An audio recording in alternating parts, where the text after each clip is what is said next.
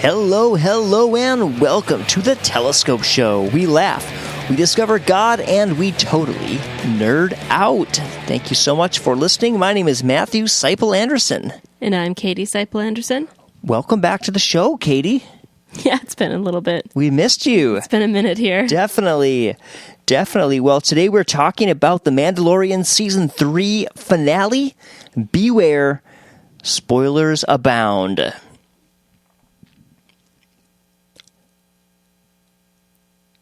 And if you love this kind of stuff, don't forget to like, subscribe, share, follow, join our online community.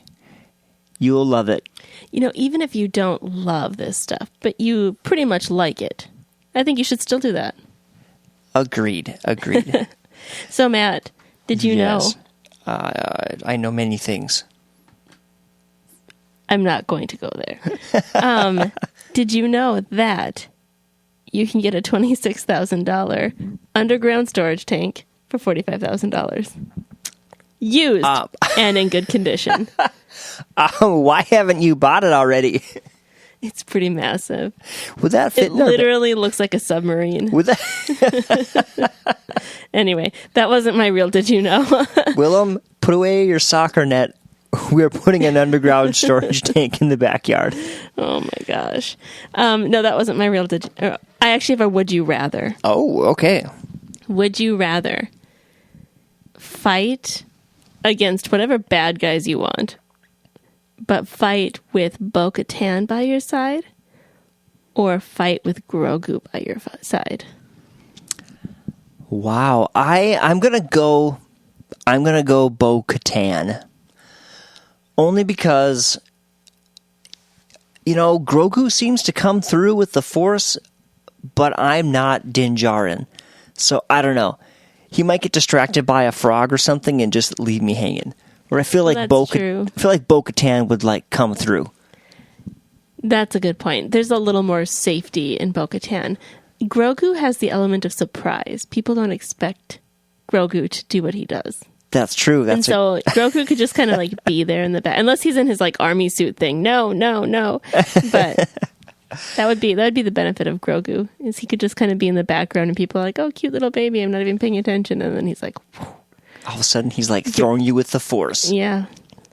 Well, I was thinking about Grogu, and in the season finale of The Mandalorian, I think everyone can agree that the most touching moment was when Din Djarin officially adopted Grogu as his own son.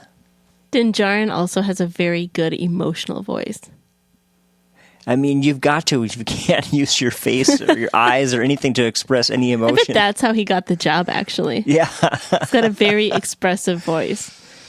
Oh, man. So I was thinking about that moment. It prompted me to look into adoption, because when I was in college, my family adopted a little girl from Poland, and I was already moved out of the house, but it still really gave me an appreciation for what it means to bring someone out of a really bad situation, just a very poor orphanage overseas, and bring them into a loving family.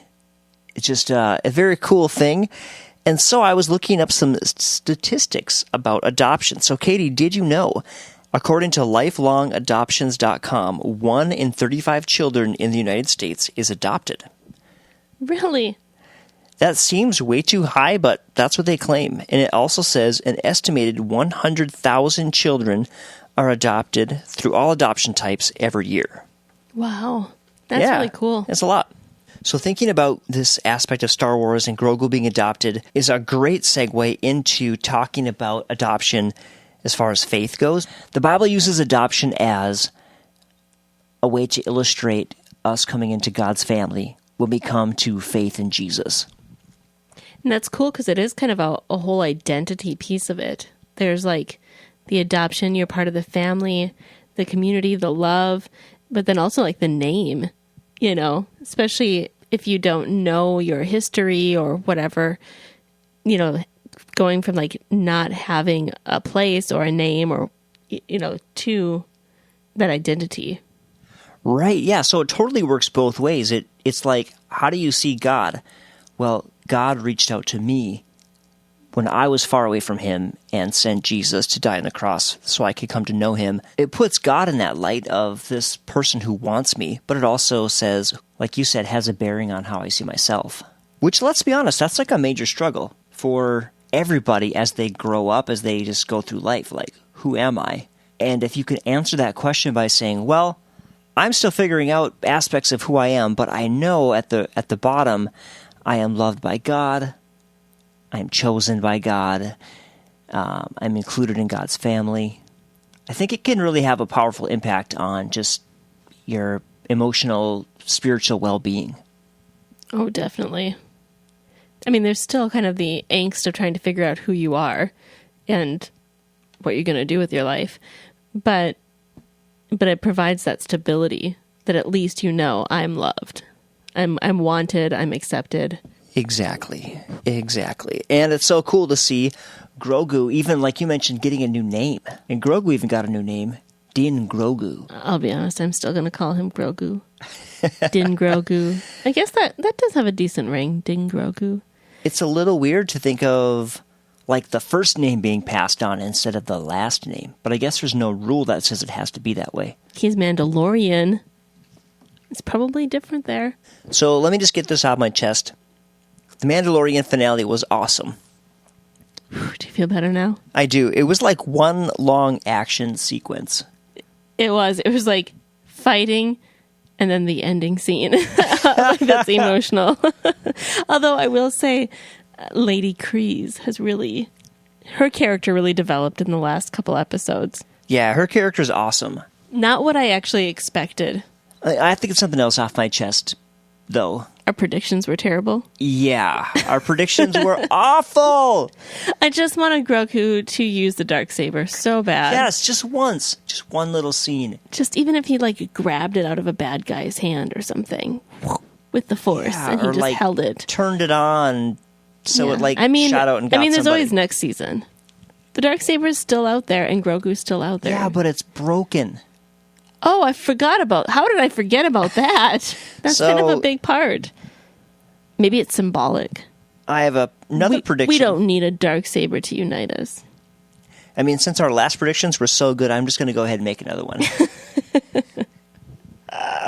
I kind of predict... I'm a little scared. Kind of sort of predict 60-40. I predict they're just done with the Darksaber. I think they should be. I mean, wasn't it kind of symbolic? Having it crushed. Oh, that's what you were saying, that it was symbolic that they crushed it. Yeah, that they, it was crushed and they still fought and they were still united and they were still together and now they're united as a people, not because of a Darksaber.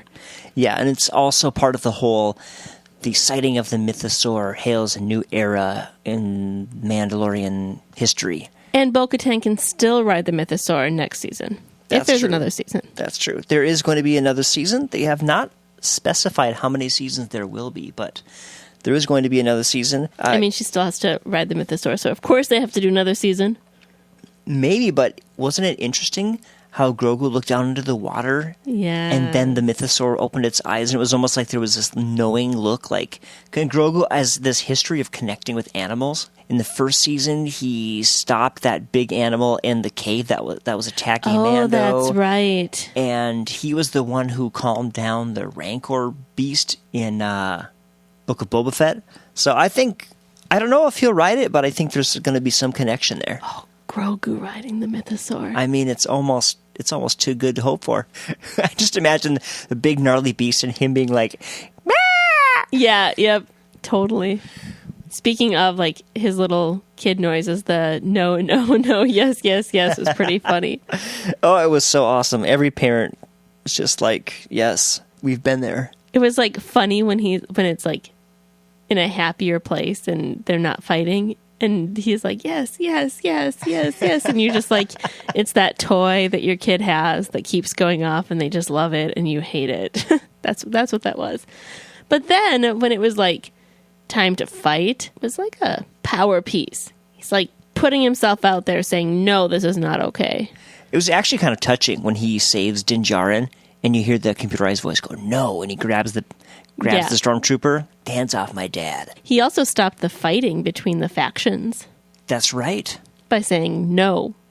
And can I just say that by converting that robot into a vehicle for him, that was a brilliant way for them to put him right in the middle of the action. So good job, writers. Without anyone like stepping on him. Yeah, and it completely gave that character just like a new way to be involved in the story, and it was pretty brilliant, actually. I felt the end of the finale was very satisfying, and it just wrapped up a lot of storylines and put a nice period.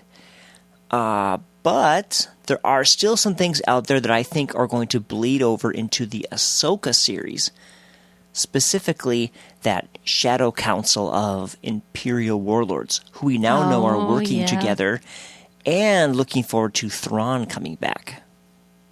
And we know that the person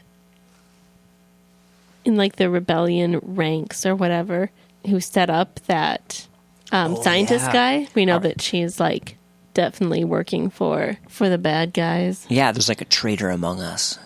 And they're apparently gaining strength. Yeah, working to sort of rebuild. They're doing things, they're rebuilding something. Is Thrawn going to continue to have storylines beyond the actual final demise of the Emperor in Episode 9? Because right now they're building up to that. They're kind of fleshing out the world of the episodes that had Rey and Kylo Ren and all that. Like, they made a reference to Project Necromancer, which I think is bringing the Emperor basically back to life. They've kind of got him secluded, and they're trying to figure out a way to make it so he can actually lead again, because he's basically surviving by being hooked up to machines at this point. So is Thrawn just going to have storylines during this immediate timeline, or is he going to be are they going to continue to use him to move Star Wars forward? I don't know enough about Thrawn to have a really good prediction.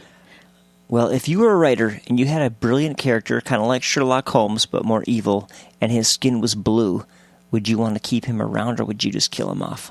I don't think the blue skin has a piece of this. Well, isn't that your favorite color? Well, it is, but... Is it your favorite Skittles flavor? Is there a blue Skittle? I don't think it's a blue Skittle. Yes, it's my favorite. Okay. Blue cotton candy or pink cotton candy? I usually go for the blue. We predict that Thrawn lives, outlives the Emperor. Or maybe he dies because I eat the blue cotton candy. I don't know. Well, y'all, thanks so much for listening. We, of course, would love to hear your predictions for the future of Star Wars. We loved the Mandalorian season finale. There were so many good moments, so if you haven't watched it yet, sorry that we've spoiled some of it, but definitely check that out. And don't forget to like, subscribe, share the show with a friend, and remember that God loves you, and He wants you to be adopted into His family, and He wants you to start seeing yourself in that light. And it can really be transformative if you allow yourself to be seen in that light and to see God in that light. So, hey, love y'all. Take care. God bless. Bye-bye.